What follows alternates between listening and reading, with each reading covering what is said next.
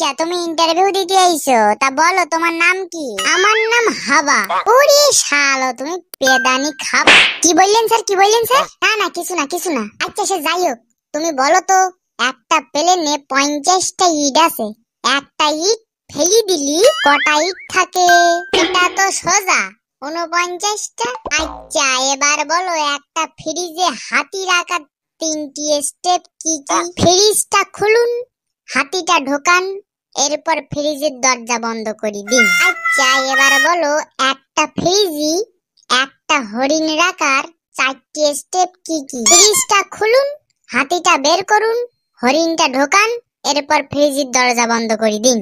আচ্ছা, বনে সিংহের আজকে জন্মদিন, সবাই এসেছে শুধু একজন ছাড়া, কে আসেনি এবং কেন? হরিণ আসেনি কারণ সে ফ্রিজে। বাহ!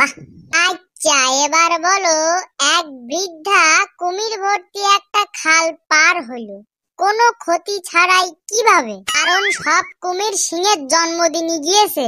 শেষ প্রশ্ন, তারপরও বৃদ্ধা মারা গেলেন কেন? উফ, আমার মনে হয় তিনি খালের জলে ডুবে গিয়েছিলেন। না, এটা তো হইল না।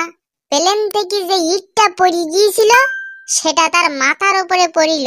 আপনি এখন আসতে পারেন।